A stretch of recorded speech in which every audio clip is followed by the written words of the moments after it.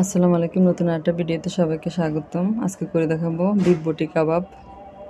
এজন্য আমি এখানে 650 গ্রাম গরুর মাংস, এখানে কোনো হাড় নেই, হাড় চর্বি ছাড়া গরুর মাংস নিয়েছি। আমি ধুয়ে পরিষ্কার করে নিয়েছি। মাংসটা এরকম ছোটো টুকরো করে কেটে নিয়েছি।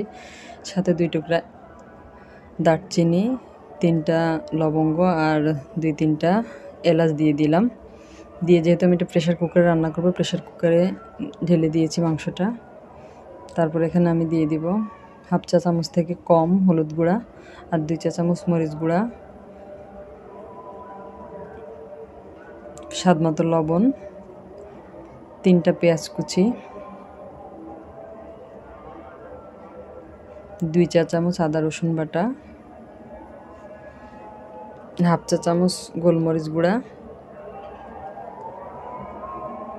আর 1 টেবিল চামচ কাবাব মশলা। কাবাব মশলা দেওয়ার কারণে আমি আর অন্য কোনো মশলা দিলাম না, সব মশলা কাবাব মশলাতেই আছে। যত মশলা কাবাবে ব্যবহার করা হয়, এই জন্য আর কোনো অতিরিক্ত মশলা এখানে দেওয়া লাগবে না।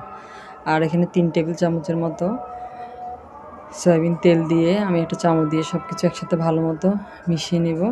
এরপরে আমি এখানে 1.5 কাপের মতো পানি দিয়ে প্রেশার কুকারের ঢাকনাটা লাগিয়ে 15 মিনিট আমি এটা মিডিয়াম আঁচে সেদ্ধ করে নেব।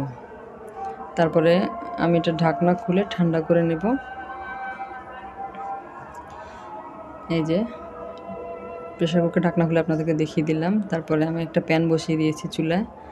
এখানে 2 টেবিল চামচের মতো সয়াবিন তেল দিয়ে দিলাম।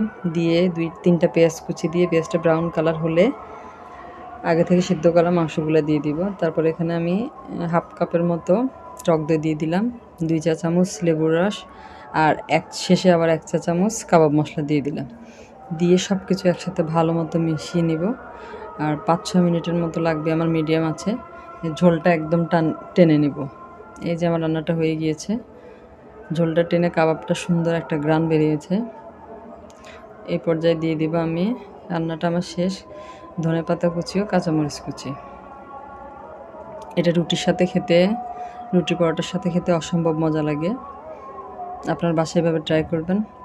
ভিডিওটা যদি ভালো লাগে তাহলে আমার চ্যানেলটা সাবস্ক্রাইব করবেন আর ভিডিওটা শেয়ার করে দিবেন। আর ভিডিওর শুরুতে একটা লাইক দিয়ে ভিডিওটা শুরু করবেন।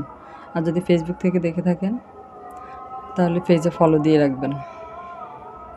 তেল বেরিয়ে যাবে যখন, তখনই বুঝবেন যে রান্নাটা হয়ে গিয়েছে। মানে বটি কাবাবটা রেডি। এই যে আমি সার্ভ করে দেখাচ্ছি আপনাদেরকে। খেতে অসম্ভব মজা হয়েছিল। আপনারা এভাবে বাসায় ট্রাই করবেন। কেমন হলো আমাকে জানাবেন। আজ এই পর্যন্তই। আল্লাহ হাফেজ।